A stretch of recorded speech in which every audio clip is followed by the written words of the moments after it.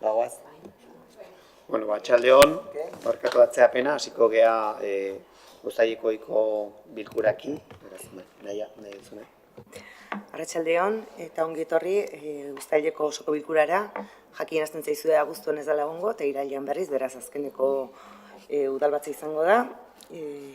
Hilekoa, eta bueno, hasiko gineke lehenengo puntua 2025ko ekainaren 26an udalbatzarrak egindako batzarrean akta zirriborraren onarpena. IOSB 0006. Bale, bozkatzen dugu. Aldeko bozkak? Hau batez onartuta. Bigarren puntua izango litzateke alkatetzako ekaineko dekretuen berri ematea, eta da 996 dekretutik 1142 dekretura, eta gero ikusten dezute 724, 872, 889, 916, 916, 940, 945 eta 949 dekretuak.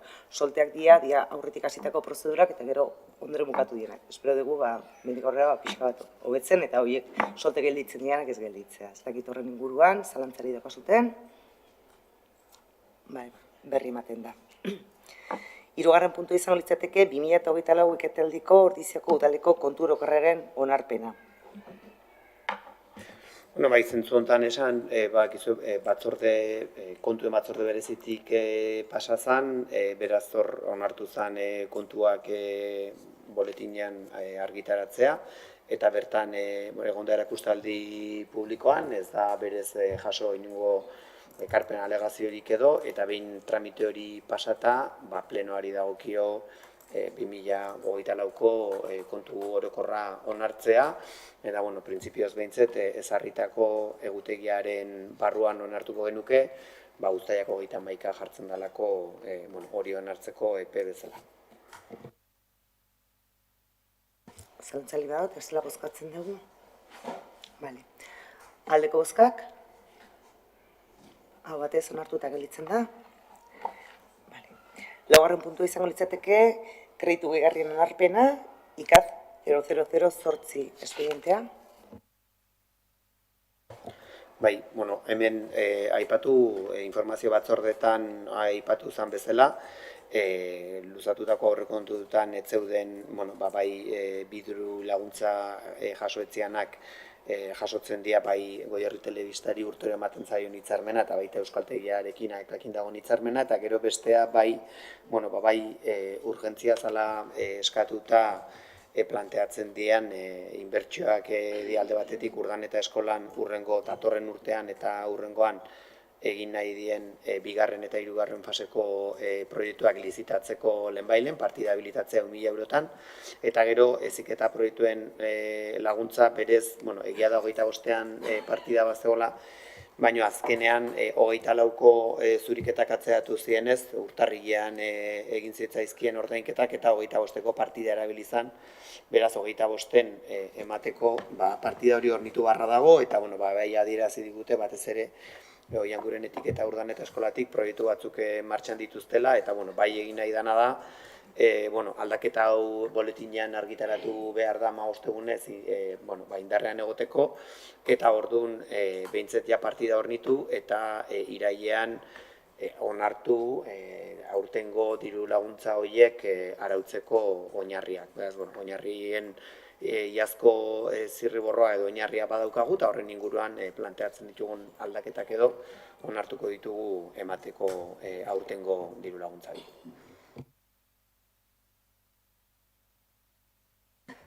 Zerbait esateko? Sí, nosotras vamos a votar en contra, ya lo hemos expresado en otras ocasiones, lo hemos dicho, no creemos que esta sea la salida, crédito adicional tras crédito adicional. Nosotras creemos que necesitamos tener un presupuesto consensuado y pues por eso. Bozkatzen dugu. Aldeko bozkak?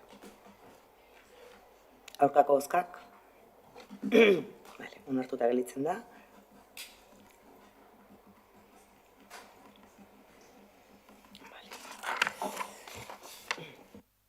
Bosgarren puntu izango litzateke 2024ko likidazioaren osteko aurrekontuaren egonkortasunaren eta finantza iraunkortasunaren helburuak eta gastu araua betetzeari buruzko kontu hartzaileak egindako txostenaren berri ematea.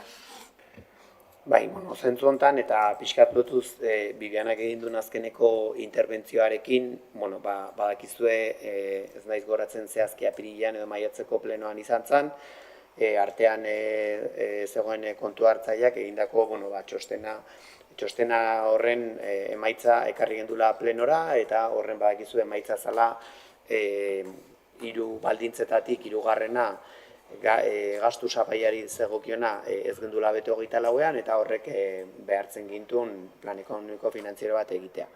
Badakizue eta arte hortan, erabat blokeatuta egon gehala, etzulako inolako margenik ematen plan ekonomiko finantziero hori betetzeko, inolako iaia gastu estrarik edo iaia eguneko jarduna mantentzearekin ere ez gendun betetzen, eta bai izan dira, 2-3 hilabete erabat blokeatuta egon dana, ze egia da agindua eman zala gastu guztiak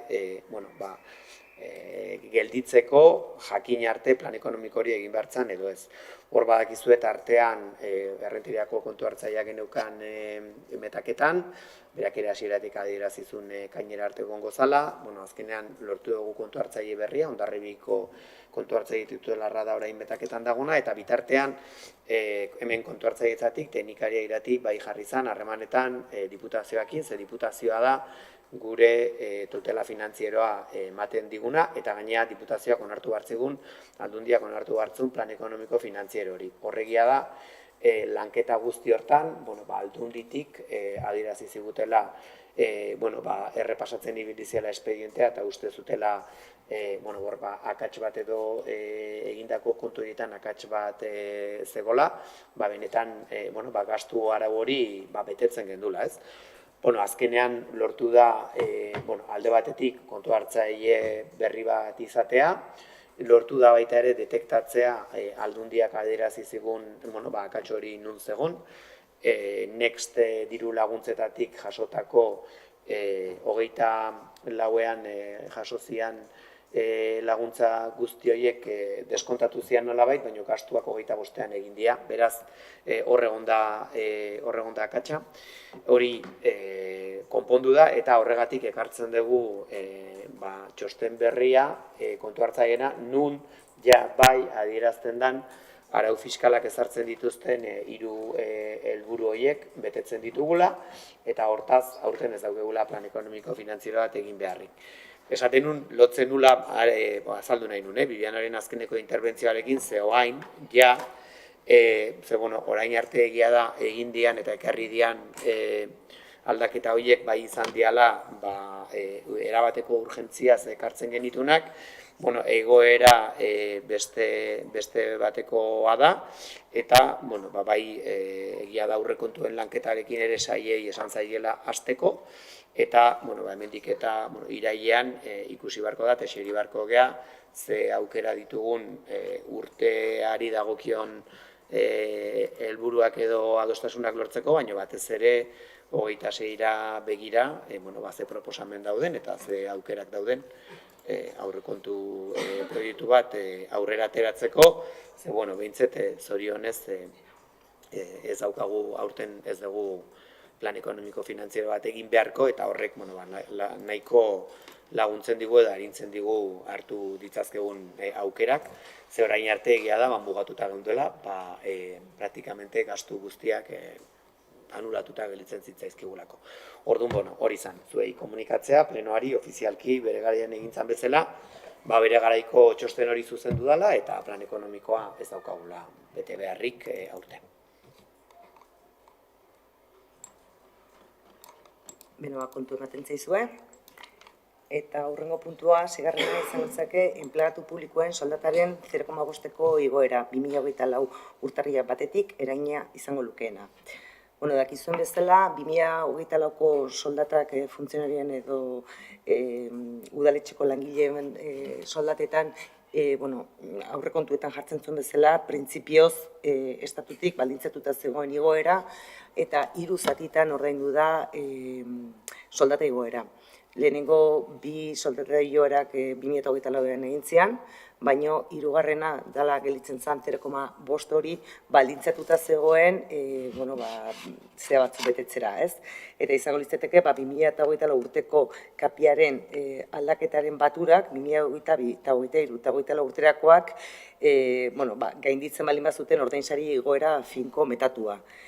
Kasu honetan, kapiaren aldakuntzaren batura 12% izan da, beraz betetzen da estatutik jarritako baldintza hori, eta orain jakinarazi zaigu 0,5ko 3. zati hori igotzeko aukera egongo litzatekeela. Gauza da, atzera eraginkortasunez aplikatzeko ere aplikatu behar dela adierazi digutela, eta 2024ko urtarrilaren batetik egin beharko dira kalkuloak, eta ez gaur erabakitzen dena erabakita, kalkuloak egiten hasi beharko gineke, baina ordainketak ez liak egingo irailera arte, zeren konplexua da, gizarte segurantzak eta danak aldatu egin behar dira. Bozkatzen dugu, edo zerbait esan nahi dazu. Aldeko bozkak, hau batez onartuta gelditzen da. 7. puntua izango litzateke araudi planaren aldaketaren onarpena. Dakizuen bezala, eta batzordean ere adierazi izan bezala, printzipioz aldaketa batzuk proposatu dira, hasteko kirol eremuan diru laguntza bat aurreikusita edo sortu behar izan zen eskola kirola martxan jartzeko, eta hor elkarte bat eratu behar izan da Aldundiak jarritako diru laguntzak lortze aldera, eta hori diru laguntza emateko printzipioz sortu da linea berri bat. Eta dakizuen bezala araudi diru laguntza planakin egin nintzen duz, araudi barkatu. Araudi planaren aldaketan, kasu honetan, daukaguna da, proposatu dute araudi aldaketa egitea, eta gehien bat gizarte zerbitzutatik datozen aldaketak dira.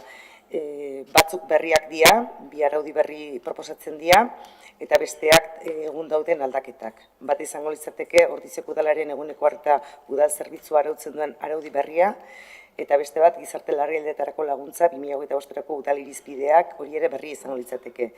Eta gero proposatzen dute gizarte larrialdi egoerak etxeko indarkeriaren biktima diren emakumeak eta ohiko etxebizitzan irisgarritasun arazoak dituzten hartatzeko udalaren harrera etxebizitza arautzen duen araudiaren aldaketa, baita oinarri espezifikoak diru sarrera bermatzeko eta gizarte inklusiorako udal laguntzak emateko aldaketak, eta errolda soziala arautzeko ordenantza berria egitea. Egia da, araudi aldaketak izan diela gizarte arloan, eta horrek ekartzen duna da, gureak egokitzea.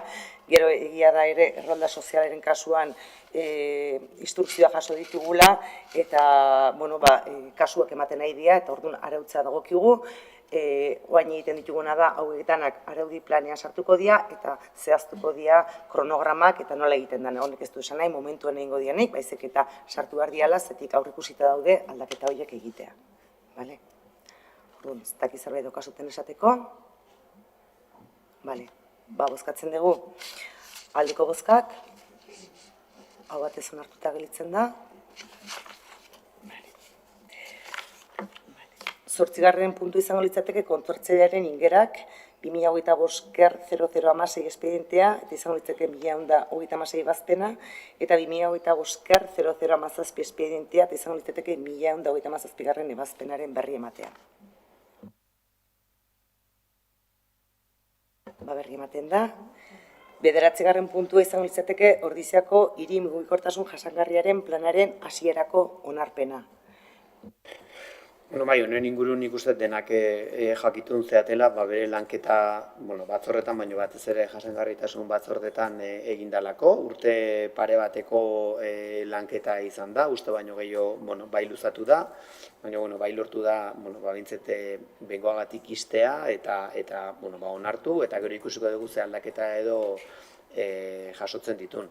Egia da, plan honek aukera ezberdin asko, alde batetik diagnostiko zabala planteatzen du, herriaren azterketa zehatza eta ikusten baldin badez dute bai mugikortasunari dagokionez, ze egoeratik abiatzen gean, auzoz auzo, zenbat auto dauden leku bakoitzean bidaiak nolakoak dian, neurketak egin dituzte, eta gero eremuka proposamenak. Egia da honek bai markatzen dula irisgarritasun planakin gertatzen den bezala norabide bat, ekintza ezberdinak planteatzen ditu, baina gero hemen jasotzen dian ekintza horietako bakoitza egiteko jarraitu beharko da dagokion prozedura. Esan nahi dut honek ez du aldatzen indarrean egon daiteken hirigintza plana, honek ez du ordezkatzen gero egin beharko den ejekuzio proiektu bat edo dena delakoa. Honek egiten duna da herri guztiko azterketa orokor bat eta gero zati ezberdinetan mugikortasun hori hobetzeko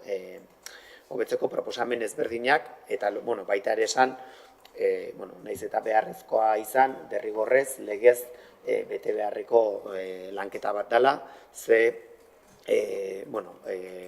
jasangarritasun energetikoari buruzko legeak bai jasotzen du ze gai espezifiko bete behar ditun eta zer jaso behar duen, eta berez hori bai da 2030 agendan ezarritako helburuak betetzeko beste eginkizunetako bat, eta askotan esan dugun bezala hauek denak, bai irisgarritasun planak, mugikortasunak, zaratarenak, pazes edo larrialdi klimatikoari aurre egitekoak, eta oraintxe zirriborroan dagon etxe bizitza planak ere, bere helburu nagusitako bat izango da, irailetan irailetik aurrera bintzet, lizitatu nahi dan plan orokor berri horren ekipoak hartu beharko duen erreferentzia egokitzeko hemen jasotzen dien ekintza ezberdinetan. Yo por mi parte quería trasladar, lo he estado comentando con Iñaki, que ha sido la persona que ha estado yendo por nuestro partido a las comisiones de sostenibilidad, y en la documentación que se nos ha entregado se establece que quedan vistos tanto el informe técnico como el jurídico. Entonces, por parte de Iñaki, que ha estado trabajando este tema en las comisiones ampliamente, como habéis trasladado, que se ha trabajado de una manera intensa y bien además, lo que me traslada es que necesita más tiempo. Yo os iba a proponer a ver si lo podemos dejar esta aprobación inicial para el siguiente pleno, porque sí que ha echado en falta, pese a haber hecho todo ese trabajo que se ha hecho muy bien, el que se haya llevado a esa comisión estos informes para poder allí estudiarlos y debatirlos ampliamente y aportar lo que se considere oportuno.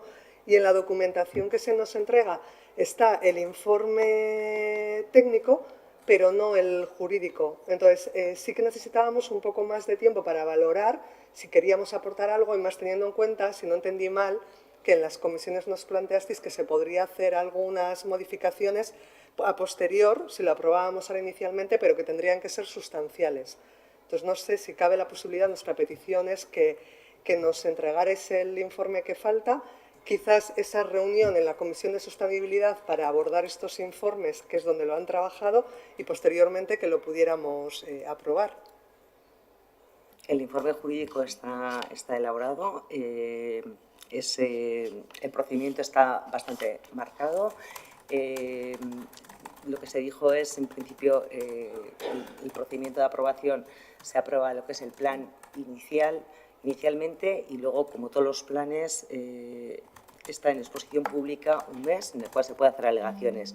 Si esas alegaciones no son sustanciales, nosotros en las aprobaciones solemos poner una cláusula por la cual si no hay alegaciones sustanciales, directamente luego se aprueba definitivamente. En el caso de que existieran alegaciones que son sustanciales, nuevamente se debería de aprobar el documento y pasarlo nuevamente por pleno.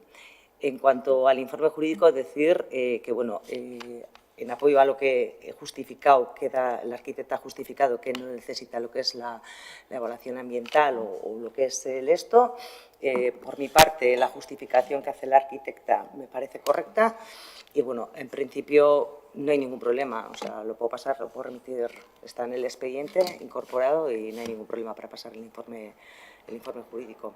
Pero, bueno, que lo que estoy diciendo es que, o sea, aunque se apruebe ahora, digo, porque si no se dilata en el tiempo. Porque nosotros, ahora una vez aprobado, se tiene que remitir al boletín la primera aprobación, que simplemente es la aprobación inicial, se pone en exposición pública, hay un mes para hacer alegaciones, que podéis hacer todas las aportaciones que queráis, o sea, es decir, y que si realmente son aportaciones que son sustanciales, nuevamente se pasará el texto. Si son unas alegaciones que no son tan sustanciales, seguiríamos el procedimiento, se incorporarían, pero no tendría que pasar nuevamente por pleno, como queráis. No pone que vistos los dos informes, si no los hemos visto, yo la petición que traigo tras hablar con la persona que ha acudido es que querríamos tener acceso a ese informe y no aprobar ahora inicialmente por lo que se pueda aportar. O sea, es decir, el informe jurídicamente, te digo que ha pasado por todo esto, el filtro, o sea, es decir, yo he visto y el procedimiento se ha llevado correctamente. Como bien ha dicho o ha indicado Adur, no es vinculante en el sentido de que son unas medidas que se pueden adoptar a posterior, o sea, es un documento completamente abierto, no es que se esté estipulando que se va a hacer esto y ya está cerrado. Entonces, me da pena que se retrase el proceso cuando realmente, es decir, hay un mes de periodo de alegaciones. Nosotros ahora, si se aprueba inicialmente, lo mandaríamos a exposición pública y todos los partidos políticos y toda la gente puede hacer, o sea, las alegaciones oportunas. Que estoy de acuerdo, que si lo quieres lo podemos paralizar, pero me da pena porque no es un documento que sea de ejecución obligatorio para esto, sino que es un documento completamente abierto, luego se tiene que tomar determinaciones en cuanto a esto. Pero bueno. Han trabajado allí, yo entiendo la petición en este caso de la persona de mi partido que ha estado y lo que ha trasladado. Lo normal es que cuando se está trabajando en un foro, se informe en ese foro, se traigan esas conclusiones y luego ya posteriormente hagamos la aprobación. Entonces, lo que se me ha trasladado es que se ha quedado al final esperando un poco estos informes, estas decisiones, de repente lo traemos aquí, pone que esos documentos están vistos y no se ha entregado, entonces sí, probablemente el trabajo que además me traslada que se ha hecho es muy bueno en las comisiones, pero querríamos tener toda la información. Está completo. Nik uste hor, bi gauza ezberdin nahasten nahi gehala, ez dut uste inongo udaletan mugikortasun plan batek honek eukidon lantze epea eta aportazioetarako epea izan duenik. Nik uste benetan planari eragiten dizkioten ekarpenak egiteko 1000 aukera izan ditugula, denok. Aipatzen duzu, txosten juridikoa ez dezutela izan, igorriko zaizue, baina txosten juridiko horrek ez dio eragiten inundik inoa, mugikortasun plan hortan jasota dagoen inungo punturi, inungo jarduketai, txosten juridiko horrek esaten duen gauza bakarra da, plan hau, guaintxe egiten ari gehan bezala, nola onartu behar dan, zein dan prozedura, eta ea legez bete beharreko betikizun horiek bete dian. Eta txosten horrek esaten du baietz. Orduan, ez du aldatu behar inundik inoa txosten juridiko horrek hor daukan hor egin dian lanketa horiek. Arkitektoaren txostena ere aldekoa da eta hasiera-hasieratik ezakitzen bat txosten egin ditun aukera ezberdinetan eta egin dian lanketa guztitan, eta nik naiz eta hori onartu dezaketen, egia da oraintxe ere irikiko dala ja benetan ekarpenak egiteko erakustaldi publiko bat, eta enegarren aldiz ikusten baldin badezue, eto zeinek beste aldaketa bat egon behar dela, egin dezakezue, baino ez dut uste ez presaka, ez korrika, inungo aukerarik gabe egindan prozesu bat izan danik, ez dakit 5 edo 6 aldiz ez dan eraman jasangarritasun batzordera, filtro guztiak pasatu ditu, orain beste bat pasako do, eta nik uste, denak ere mentalki bada ere behar degula etapa ezberdinak itxi eta jarraitu egin behar ditun beste gauza batzuk egiten, zein zitzen dut, mugikortasun plan honekin eman dien azalpenak, bueltak, aukerak, izan die izugarrik. Esango bazenit, hilabete baten korrika eta presaka egindako prozedura bat izan dela, txosten juridiko hori, ulertzen dut zuek euki behar dezutela, benetan jakiteko prozedura egiten dana ondo dagon, aldekoa da, gero sartu nahi baldin badezute, baino txosten juridikoak ez du mugikortasun plana aztertzen, baizik eta plan horren onarpen prozedura eta legezko prozedura zein dan. Orduan, gu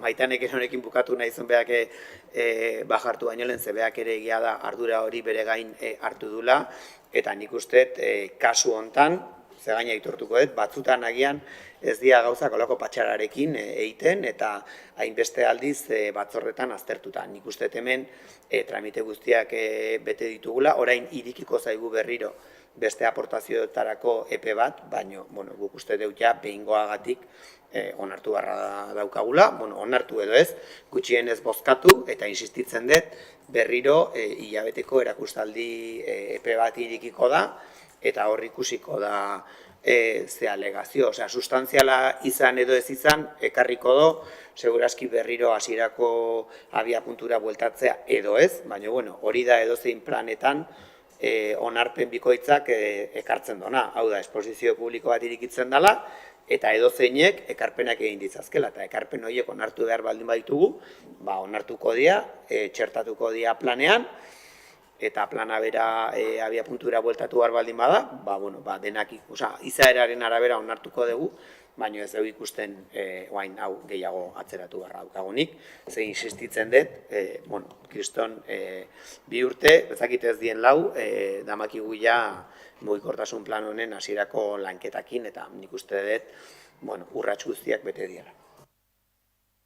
Errepikatzen dut, berresten dut, hau da, legezkoa eta durek esan duzela, txosten juridikoan soilik jartzen da onarpenerako zein pausu eman behar dian, legea gaina ere adierazten du, bakarra gaina agindu eman da aldameneko herri ere jakinaraztea, jakinen gainean egon daitezen mugikortasun plan hori egin dela, eta gelditzen zan bakarra, airean gelditzen zala zan, ingurumeneko zea pasatu hartzun ez, eta justifikatuta dago ez ezkoa orduan.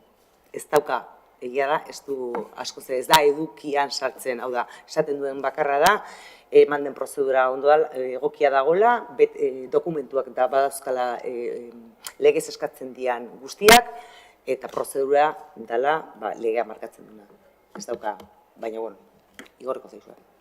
Yo, si se lleva a votación, me voy a abstener porque, más allá de ese informe jurídico que se está planteando, la lógica de ese proceso, que digo, traslado, además que se me ha dicho que ha sido muy fructífero y que se ha trabajado durante mucho tiempo y bien, en este caso la persona de mi partido que ha participado sí que cree conveniente que tras haber participado y haber trabajado en ese tema tenía que haberse concluido de alguna manera allí con estos informes, con este plan y con este análisis en una última reunión que no se ha hecho.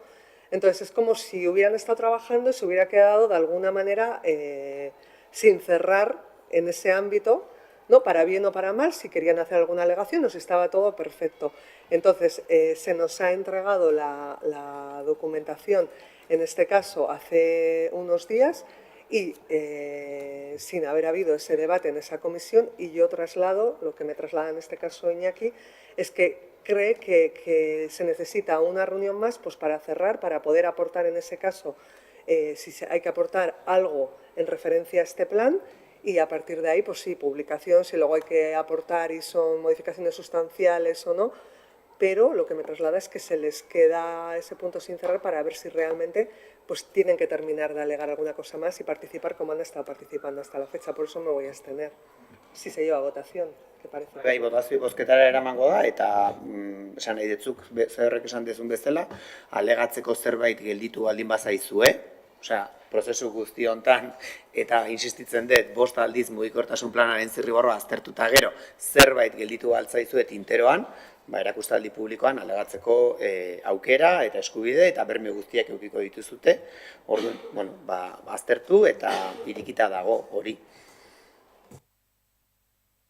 Bueno, guk esateko hauko antzeko ez, gu gare jasangarritasun mailen, eta batzorde note esan da, eta hor, hori, faltan botatzen deula, hor indan lanketa, gero guri ez bolkatzea edo guri ez adieraztea hor indan lana ez, gui hemen zaigun guain txosten hau, horrea jasangarritasun mailan partekatzea, bakarrik bialtzea imei ez da urtet, hortan, ezakit ondo ulertu nuen odez, baina Maitanek esan zuen bialdu inbartzola jasangarritasun maila, hau, bialdu da, horregatio, baina ez, guain bialdu da, horregatio. Baina nire, osea, guk alde bozkatu behar dugu, baina nire pena, o gure pena da, Lo que me ha trasladado Iñaki es que no, es que es justo eso, que es que este informe final no se ha trasladado, igual que los documentos, o sea, el conocimiento que ha tenido ha sido por mi parte, por eso digo que no se ha cerrado. Es que Maitane dijo que Maitanek esan zuen bialdu inmartzola hemen, ez? Batzordetan esan zuen bialdu inmartzola. Eta nik jasoeten hauain jasangarritasun maila izan da Zarata mapa konsulta, beste 3 artxibo, baino ez da hauek.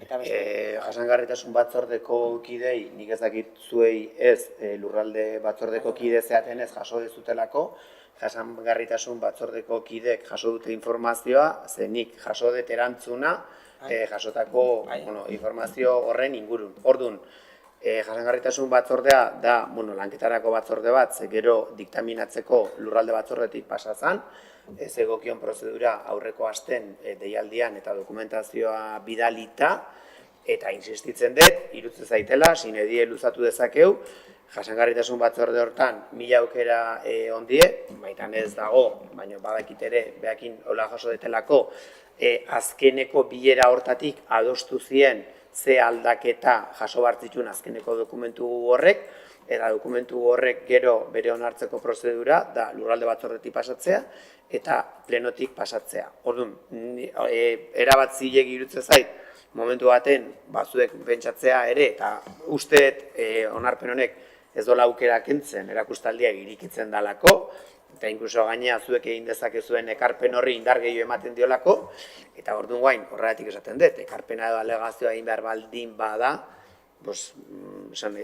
mailan dauden beste eragile edo pertsona batzuk ere, zerbait ikusten baldin badute, berdin dit ingurumen talde bat izan, edo alderdi politiko bat, edo herritar norbanako bat, edo jasangarritasun batzorden ez dagoen pertsona batek edo eragile batek ere, aukera eukiko dugu ekarpenak egiteko. Beraz, ez dut uste honekin ez erristen dugunik, baina nik ja bai uste dut hainbeste aldiz eztabaidatutako dokumentu bati iriki bar diogula, bere erakustaldi epea, esango dut azkenekoa, ekarpen definitibo egiteko, ze berriro bestela ez dugu inoiz bukatuko, eta gai honekin bukatu garra dago, ze bestela bai ingurumenean eta bai hirigintzan ez dute abantzatzen, eta ez die beste gaietan sartzen.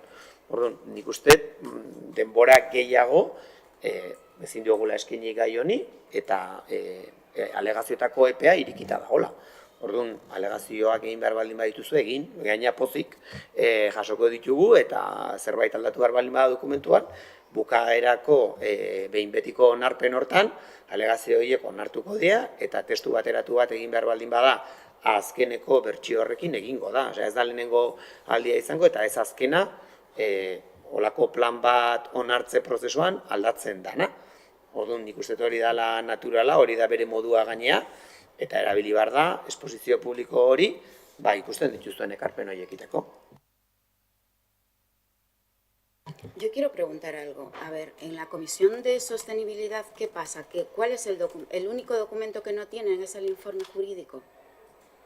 ¿O les hace falta más información? No les ha llegado ni el informe técnico ni el informe jurídico.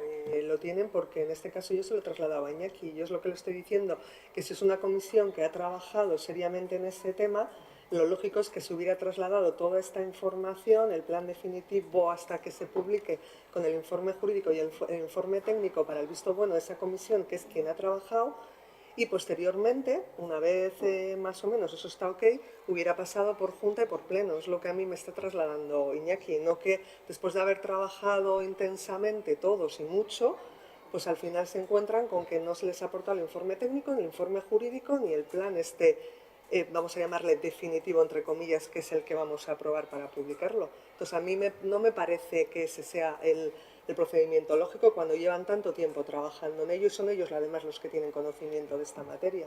Pero si mal no recuerdo, en la comisión correspondiente hablamos y dijo el Gobierno, vamos, que se les había trasladado toda la información que correspondía a la Comisión de Sostenibilidad. Entonces, a mí me gustaría tener claro este punto, porque sí es verdad que el informe jurídico da cuentas de cómo se ha desarrollado el procedimiento y no cambia el fondo en sí del tema en cuestión, pero por supuesto que es importante que, siendo esa comisión la que lleva el tema y lleva algún tiempo trabajando en él, pues que tenga la oportunidad de recibir todos los informes correspondientes al respecto. O sea, a mí no me parece, más allá de que no sea, de que sea un acto de legalidad o no, a mí me parece que es algo moral, ético, que primero tiene que tener el beneplácito, por llamarlo de alguna manera, de parte de esa comisión, y ellos contar con todos los documentos que podáis tener acerca de este tema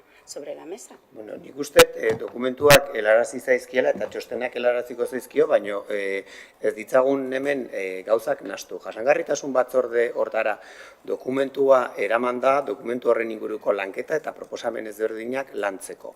Hor, lanketa horietatik eta berriro insistitzen dut, ez dakit 5 edo 6 aldiz landu da dokumentua eta partekatu dira zirriborro ezberdinak, aukera ezberdinak landu die eta denbora luze eta zabalez eztabaidak ireki die eta proposamen ezberdinak egin dituzte bertako partaide guztik eta proposamen horiek jaso die. Eta proposamen horiek olako prozesutan, badakizuen bezala, momentu baten iritsi bardalako amaierara, proposamen horien azkeneko zuzenketekin eginda azkeneko dokumentua. Azkeneko dokumentu hori aprobatzeko derrigorrezkoak eta bialdi zaizkie, eta ez baldin mazaizkie bialiko zaizkie, baina beharrezkoak dien txosten tekniko eta juridikoak, plan horren tramitazioan eta aprobazioan egin beharreko txostenak dira, eta noski batzordeari bialdi barko zaizkio jakiteko gainea kasu honetan aurreratu dugun bezala aldekoak diala,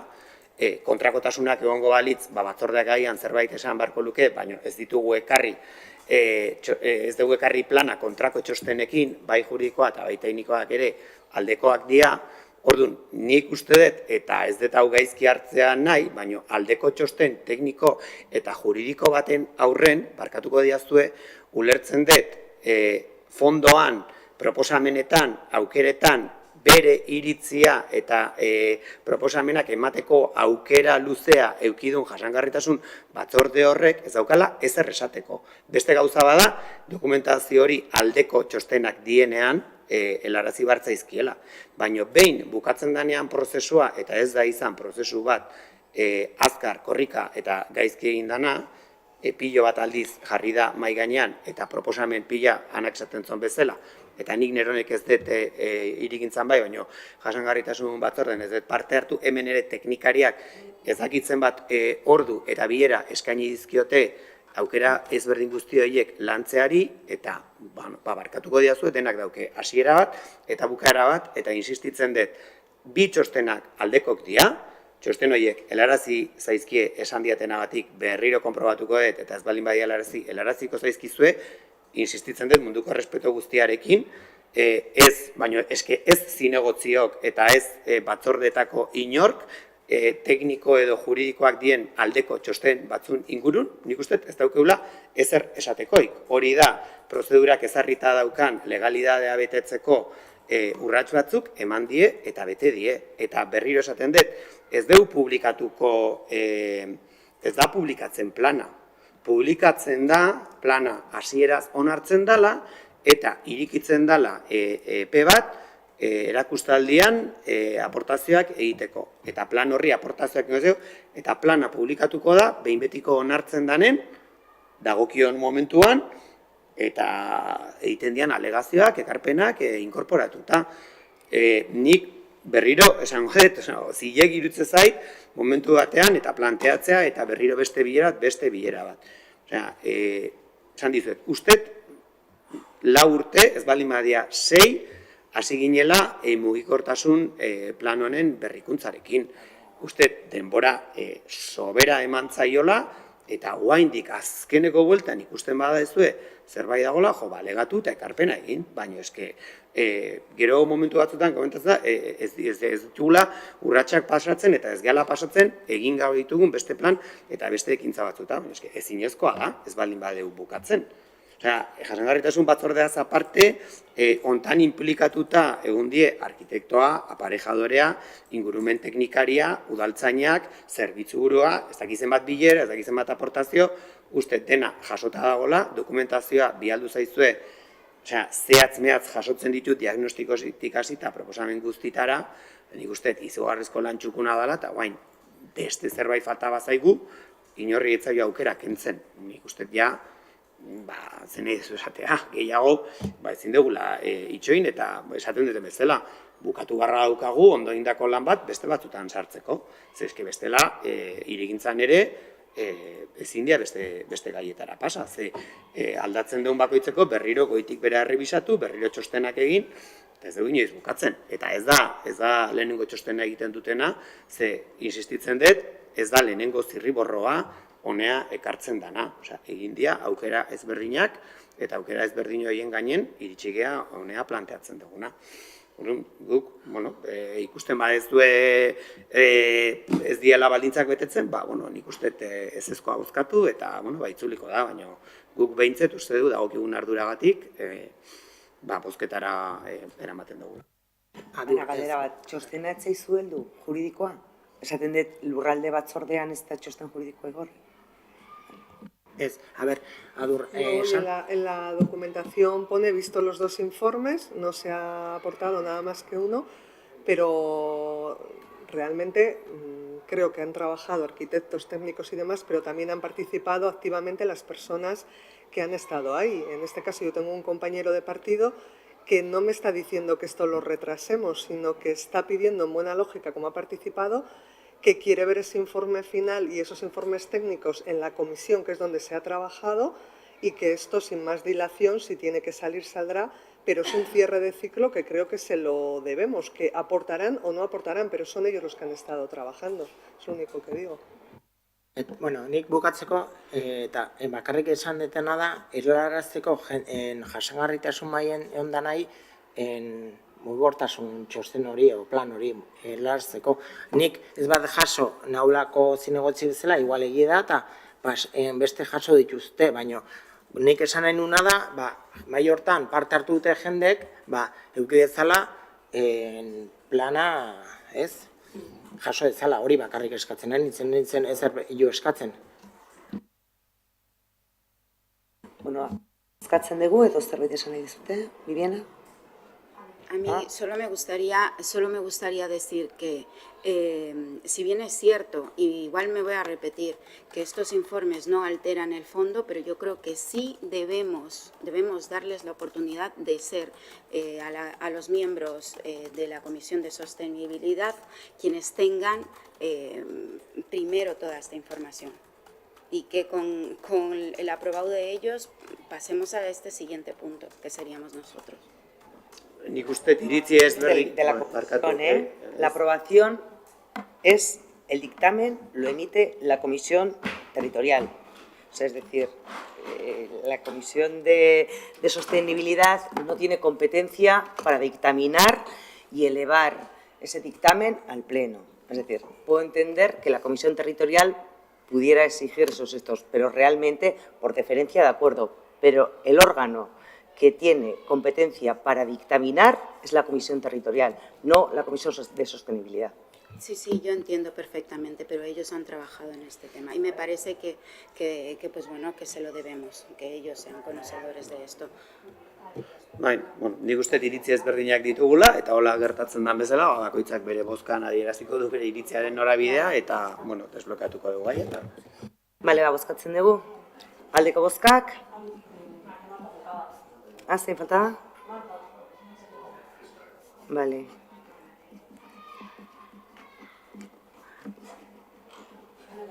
Marta, bozketa...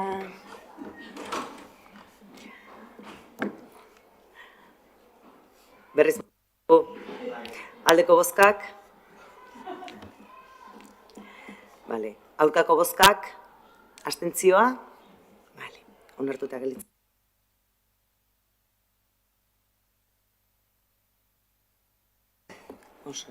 Hamargarren puntua izango litzake Ordiziako udalaren eta Gipuzkoako ur konsortziaren arteko uraren ziklo osoaren kudeaketa agindua eta ura arautzen duen hitzarmenaren onarpena.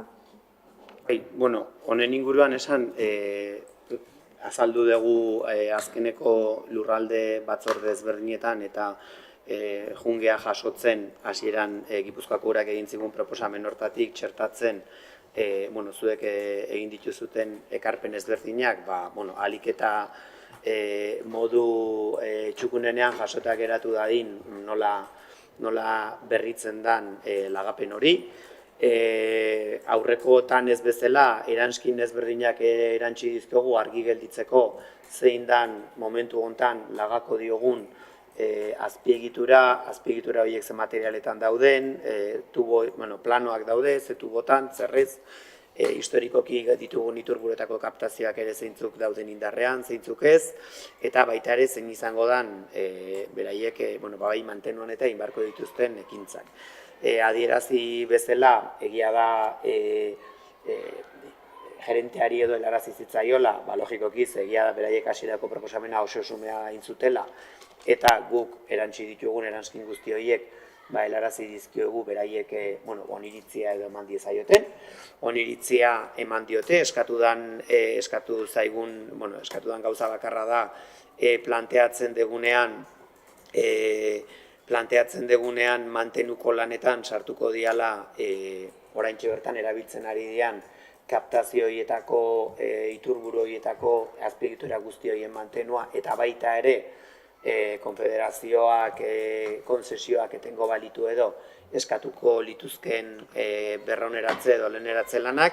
Hor, txertatu dugun gauza bakarra izan da, hitzarmenean sartuta dagon eranskinari dagozkion kaptazioetaz hitzeiten nahi gehala. Ez gaudela hitzeiten kaptazioaz generikoan, baizik eta eranskinean sartuta dauden kaptazio horietaz.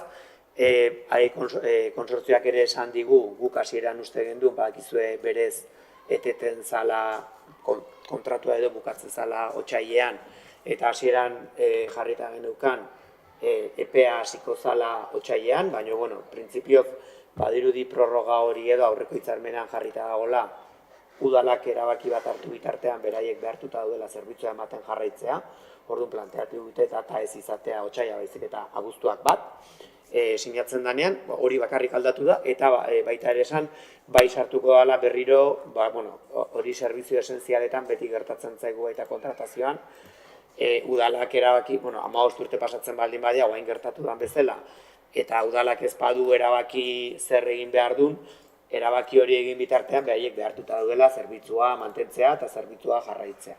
Orduan hori izango da, berez, txosten hitzarmenean jasotzen dana, eta gero zentzu hontan esan ere, hitzarmena ere ezagutzen duzue, eta horre beste aukeraren bat aztertzea beti dagoela irikita, badakizue ze baldintzak dauden hitzarmenean Ordiziko udalak erabakiko balu momentu batean hori berreskuratzea.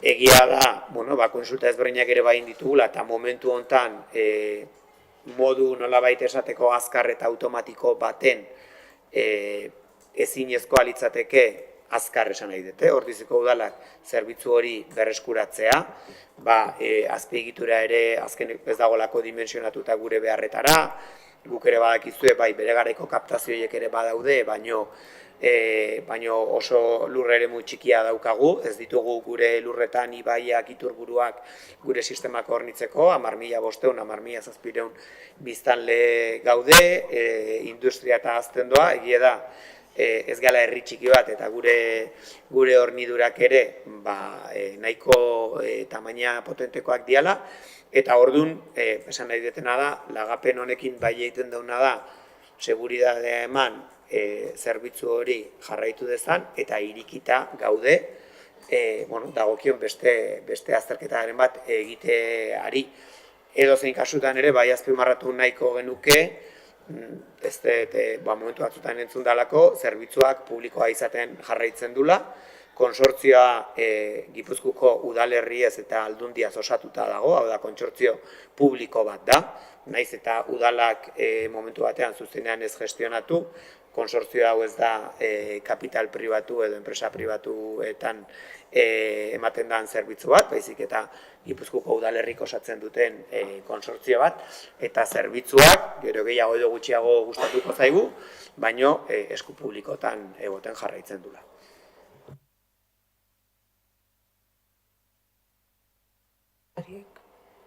Bozkatzen dugu edo zerbait esan behar dizute? Bozkatzen dugu. Aldeko bozkak? Hau batez onartuta geratzen da.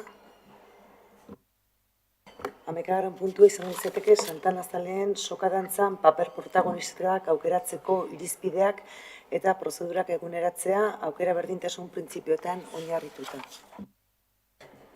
Nik uste azalpenak herritarretan pixkat eman genizkizuela, aktualizazioa da, eguneratze bat, badakizue aintzinako privilegio dituko diet edo hautaketa modu arkaiko batzuk mantentzen ziela, eta honekin egin nahi izan dudana da 2025 ekarri, aukera berdintasun printzipioak ezarri, eta aitortu behar dizuet pixkat testimoniala eta simbolikoa badala, Ordiziko plenoa izatea erabakitzen duna, baina uste hor badagokigula pixkat desakralizazio bat eta udalera ekartzean ikuste Santanazaleko fradiari pixkat dagokion guzti hori, eta bertan dabiltzanak eskatuta berme bat ematea, beraiek ere esaten direnean, Ordiziko udalak erabaki ditu irizpide horiek, ez? Ez ditut irakurriko, denak ezagutzen dituzuelako, baina, bai da pixkat modu bat denei aukera berdintasuna eskaintzeko. Zerbait esan behar dizute? Bozkatu egingo dugu, ez? Aldeko bozkak? Hau batez onartuta geratzen da? Eta 12. puntua galdera erreguak izango diake.